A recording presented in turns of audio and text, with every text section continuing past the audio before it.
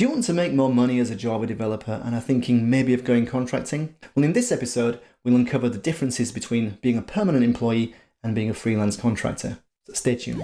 Java Easy. News, tutorials, tips. Everything you need to know as a beginner Java developer. Hi there, welcome back. Alright, before we begin, just a quick shout out to say that we want to let you know about the Java Beginner Starter Kit. If you haven't downloaded this yet and you're completely new to Java, then go over to our website, that's javaeasily.com, and go grab it there. It's a super helpful guide designed to get you up and running with Java as quickly as possible, completely free, and should get you up and running with Java programming in no time at all. Anyway, now that's out of the way, let's get into the episode. So in this episode, we're going to look at the difference between being permanent and being a contractor or contracting. Now, these are really different modes of employment of working for an organization. So you might not be exposed to hearing these terms of being permanent or being a contractor. But what it really expresses is it's kind of like the mechanics of your relationship to the organization and how and what you get paid. But it's a bit more nuanced than that, as we'll see. So let's jump in first of all for permanent. So what does permanent mean? If you're permanent, what does that mean? Well, a permanent employee is literally an employee of the company. So they're on the books at that company as a regular fixture, as it were. You know, it's a regular permanent resource which can do work. You're on the books, you work for a company, right? So you don't work for yourself, you work for a company. You're not a temporary resource, which you are, or which is more like you are as a contractor, because contractors are more kind of temporary in nature, which we'll come to in a second. But really, you're on the books. You're a permanent resource. That's why it's called a permanent employee. And, you might have the term fixed hire, I think it is in the US, or you might say somebody is perm or permy in the UK. But yeah, you're on the books. And the idea is that you're going to stay, in theory, for your whole career, up until the point when you get your pension and, you're pensioned off and you're retired at the age of like 69 or 70 or whatever it might be. But that never happens these days because companies don't respect loyalty anyway. They'll get rid of you like a shot. Only when you get higher up are you safer, and even then not fully so. But the higher you go, the safer you tend to be, I'd say, in an organization as a permanent employee. But for lower levels, they're really just numbers on a profit and loss account. And to make profit higher, you can remove the expenses. So people who are lower down on the hierarchy, on the food chain, if you like, in corporate speak, people who are lower down, they can get rid of you whenever they like. It does depend, though, on the country. So, for example, I think in Germany, it's actually quite difficult to get rid of somebody who's a permanent employee. And so because of this, then maybe the recruitment process that you would go through to, or the interview process, rather, from your perspective, to get a permanent role in Germany would be much more rigorous than, say, to be a contractor in the UK. I would imagine. I don't have first-hand experience of that, but I would just imagine, given this difficulty of getting rid of people who are permanent, so there's always kind of think of it as like a power impermanence, I guess, at least. So with permanent, they should want to grow you into their model employee. That's really what they're invested in. So they want to basically indoctrinate you into their ways, into the ways of the organization, into their culture, into the way they do things. So that's a very specific organization where you're at. It's not necessarily, by the way others in industry would do things. That's just something to watch out for, getting tied down to just one kind of dogmatic way of doing things, which is very specific to a given organization. That's a disadvantage of being permanent. And it's also an advantage of contracting, as we'll see. So you get exposed to so many different cultures, which involve also as well different tech stacks, different tooling, different architectural environments, methodologies, and all that kind of stuff. But with permanent, just bear in mind the fact that you're just in it for them. Really, you're just, in there with their culture, their systems. They want you to be the model employee. So they will indoctrinate you in that kind of way. So that's a bit of a glance onto what permanent is.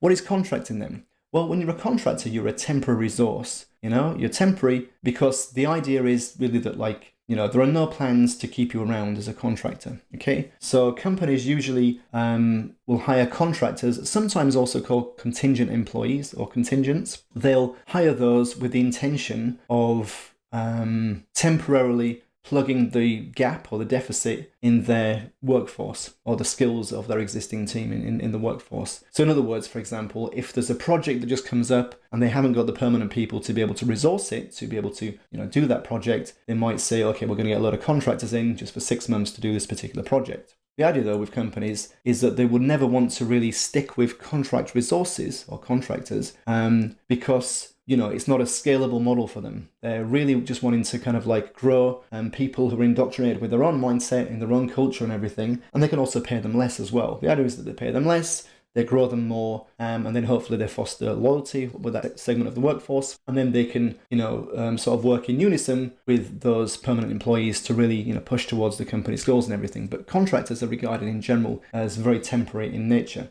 However, that doesn't mean that contracting is actually as risky a model as you might think. So, for example, it's possible to work for 2 years in a contract by having multiple renewals.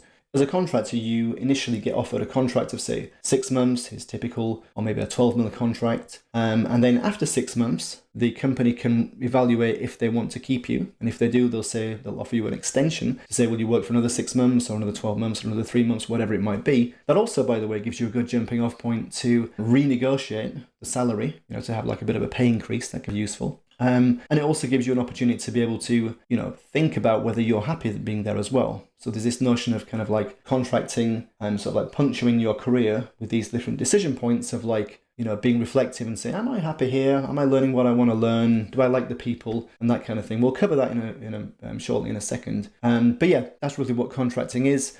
Also, because there's no plans to keep you and you're not a permanent employee, right, they don't want to spend any cash on you any more than they have to do, because as a contractor, you will already earn more money than a permanent employee. I didn't mention that before, but that's key. Sometimes up to twice the salary of a permanent employee. And because of this, you don't get training, you don't get any sick pay if you're off sick. You don't get any days off or any paid time off. You can take days off, right?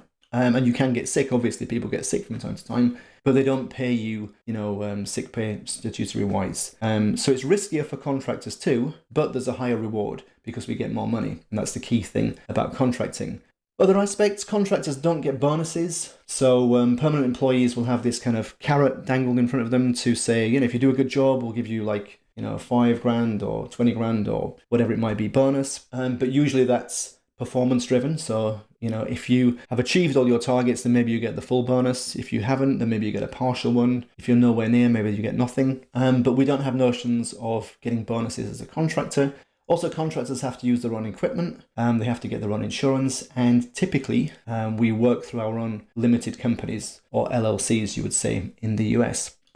So because of that, we're kind of more responsible for the work, kind of. But the way I look at it, it's more about ultimately being a contractor is the fact that I'm not really embedded in a culture and I'm getting more money, but I'm kind of responsible for making sure how my career evolves, that kind of thing. So contractors get more money versus permanent people getting less money. So we don't have to slave away for a bonus. But we do have, I would say, as contractors, kind of like a 9 to 5 mindset. In other words, like when we work from 9 to 5 or 9 to 6 or whatever it would be. And yeah, from time to time, you'll stay late to be able to fix something that you've committed to, like any good developer would do. But ultimately, because we still want to do an amazing job, obviously, because we're still proud of the work we do and we regard ourselves as being professionals, pretty much. But we're not married to the company, right? So once it's after 6 p.m, in general, we don't tend to think about the company or the project or whatever. Now, sometimes you can't help it, Sometimes you go to sleep and you wake up and you've had a dream and you're thinking about code for the project and everything. That's going to happen, but we don't make a conscious effort to,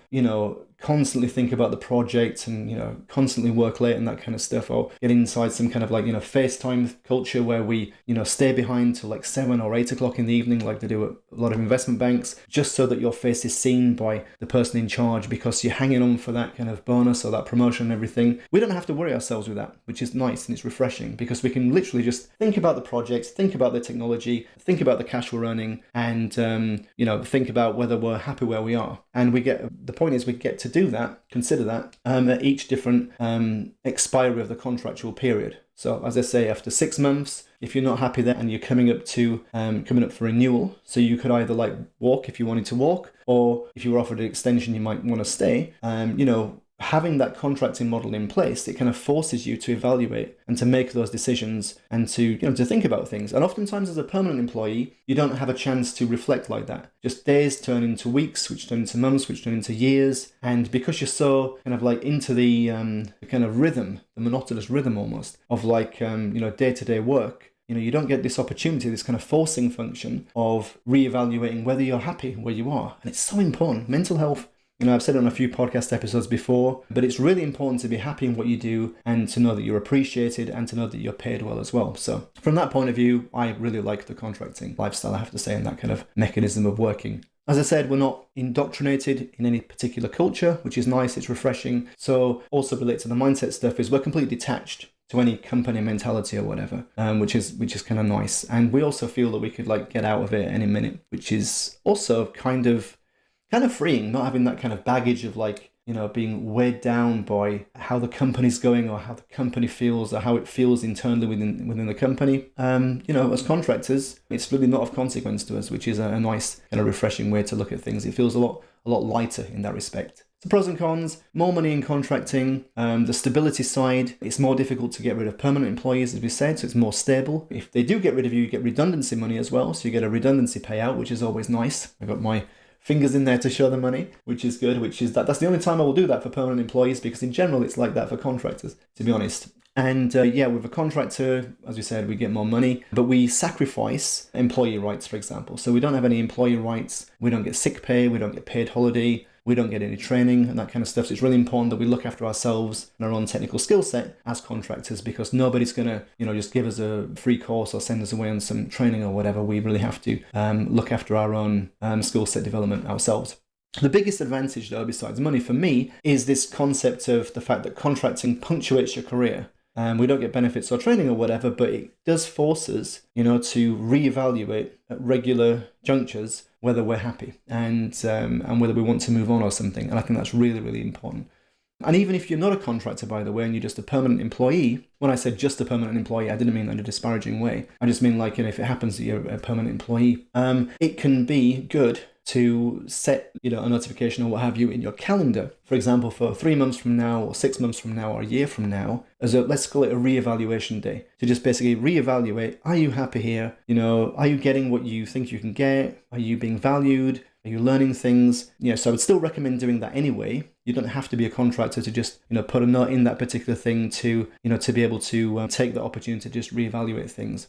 Anyway, as I say, it forces you to regularly reevaluate where you're at. Are you happy? Has the job become stale? Do you like the people? Are you making a genuine difference? Are you actually adding value? I've walked away from contracts before when the value I could bring was less. Even though I remember, for example, one time I put a framework in, I designed this framework from the ground up for it's not really so important about what it did, but it was about exceptions management in trading platforms for compliance, and to bring on new types of trading activity, so-called exceptions. That's when traders are doing, or to detect illegal activity in trading, for example. In order to detect new trading behavior types, it was really simple. You could just configure it through XML configuration. So the renewal at that point for me was like, oh yeah, do you want to stop on now? And come up with all the XML configuration files which feed into the system you've written to be able to do this. And I was like, at that point, I was like, well, no, not really, because I don't find that interesting. I've already built something that makes it very simple to detect different types of trading behavior and everything. So I don't just want to sit here for 6 months, even though you're paying me really good money, just coming up with XML files. Somebody else can do that, like a business analyst or a more junior developer. I want to go on to the next project and do the next framework,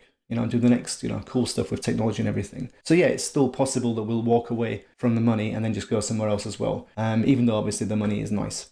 So those were the differences, but whatever you choose, always put your best in though, whatever you do, and you'll always get great rewards out, whatever model you work under. So anyway, I hope that was useful, and until next time, take care and speak soon. Bye.